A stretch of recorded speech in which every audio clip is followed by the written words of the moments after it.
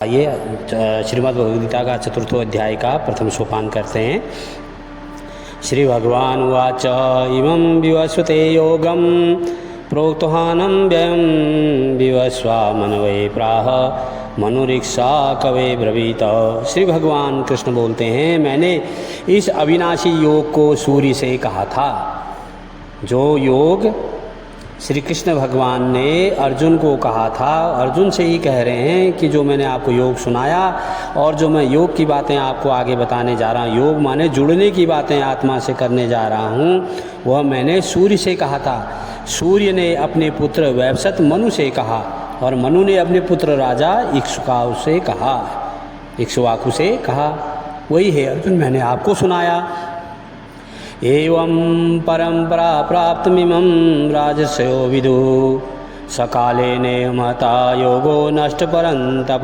हे परंतप अर्जुन, इस प्रकार परंपरा से प्राप्त इस योग को राजर्षियों ने जाना। परंपरा से चलते आई, एक ने एक दूसरे को सुनाया और यह परंपरा चली आई, किंतु उसके बाद वह योग बहुत काल से इस पृथ्वी लोक में लुप्त प्राय हो गया। स एवायं मया तेद्य योग प्रोक्त पुरातन भक्तो अक्षमे सका चेति रहस्यम होतदुत्तम। तू मेरा भक्त और प्रिय सखा है। कोई भी बात रहस्य की बात बताई जाती है, अपने प्रिय व्यक्ति को बताई जाती है, तो हे अर्जुन, तू मेरा भक्त और प्रिय सखा है, इसलिए वही यह पुरातन योग आज मैंने तुझको कहा है, क्योंकि यह बड़ा ही उत्तम रहस्य है, अर्थात गुप्त रखने योग्य विषय भी है। क्योंकि धर्म की बातें, ज्ञान की बातें उसी को कहा जाए, उन्हीं व्यक्ति के बीच में कहा जाए जो समझने योग्य हों और उस पर अमल भी करते हों, अर्थात उस रास्ते पर चलते भी हों। अर्जुन उवाच अपरम भवतो जन्म परम जन्म विवस्वतः कथमेतद्विजानीयां त्वमादौ प्रोक्तवानिति।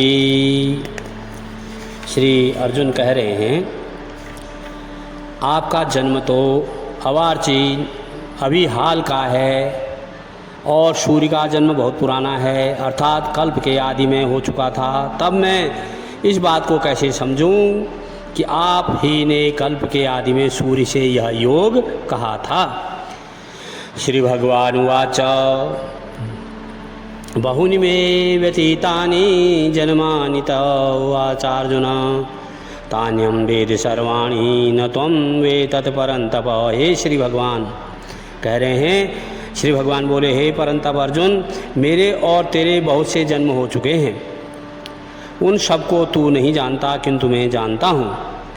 अजो अपि सन अव्यात्मा भूतानामीश्वरो अपि सन प्रकृतिम स्वामधिष्ठाय संभवायात्मा मायया। मैं अजन्मा और अविनाशी रूप होते हुए भी तथा समस्त प्राणियों का ईश्वर होते हुए भी अपनी प्रकृति को अधीन करके अपनी योग माया से प्रकट होता हूँ। यदा यदा हि धर्मस्य ग्लानिर्भवति भारत अभ्युत्थानं धर्मस्य तदात्मानं सृजाम्यहम्। ये बहुत ही विचारणीय और गंभीर और सत्य बात यहाँ पर कलयुग के लिए है, जो हमें स्वीकार करना चाहिए।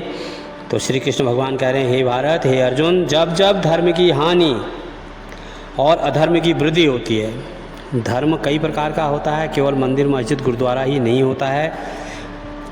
पारिवारिक धर्म, भ्राता धर्म, पितृ धर्म, भाई धर्म, पति धर्म, पत्नी धर्म, अनेक प्रकार का धर्म है। जहाँ पर भी हानि हो रही हो, जहाँ भी धर्म की हानि हो रही हो, लोग धर्म से विपरीत जा रहे हों, अधर्म की वृद्धि हो रही हो, तब तब ही मैं अपने रूप को रचता हूँ, अर्थात साकार रूप से लोगों के सम्मुख प्रकट होता हूँ। किसी न किसी प्रकार से भगवान आज भी प्रकट हो जाते हैं। यह मानने योग्य बात है और यह सत्य और सनातन है। परित्राणाय साधूनां विनाशाय च दुष्कृतां धर्म संस्थापनार्थाय संभवामि युगे युगे। श्री कृष्ण भगवान कह रहे हैं, साधु पुरुषों का उद्धार करने के लिए, पाप कर्म करने वालों का विनाश करने के लिए और धर्म की अच्छी तरह से स्थापना करने के लिए मैं युग युग में प्रकट हुआ करता हूँ। जन्म कर्म च मे दिव्यमेवं यो वेति तत्त्वतः त्यक्त्वा देहं पुनर्जन्म नैति मामेति सो अर्जुन। हे अर्जुन, मेरे जन्म और कर्म दिव्य अर्थात निर्मल और अलौकिक हैं। इस प्रकार जो मनुष्य तत्व से जान लेता है वह शरीर को त्याग कर फिर जन्म को प्राप्त नहीं होता, बार बार मृत्यु जन्म नहीं होता है उसका, वह मुझे ही प्राप्त होता है। वीतराग भय क्रोधा मनमया माभुवाश्रिता भावो ज्ञान तपसा पूता मद भाव मागता। पहले भी जिनके राग भय और क्रोध सर्वथा नष्ट हो गए थे और जो मुझ में अनन्य प्रेम पूर्व स्थित रहते थे, ऐसे मेरे आश्रित रहने वाले बहुत से भक्त उपयुक्त ज्ञान रूप तप से पवित्र होकर मेरे स्वरूप को प्राप्त हो चुके हैं। आज हम श्रीमद् भगवद गीता के अध्याय 4 का प्रथम सोपान यहीं तक श्रवण मनन करेंगे। लंबा ब्लॉग हो जाता है और आप ऊब जाते हैं, सब्सक्राइब करने में परेशानी होती है, इसलिए मैं आज यहीं तक रखूँगा। आप ज़्यादा से ज़्यादा लाइक और सब्सक्राइब शेयर अवश्य करें, कमेंट भी करें। आगे का द्वितीय सोपान चतुर्थ अध्याय का हम आपके इच्छा अनुसार करेंगे। धन्यवाद।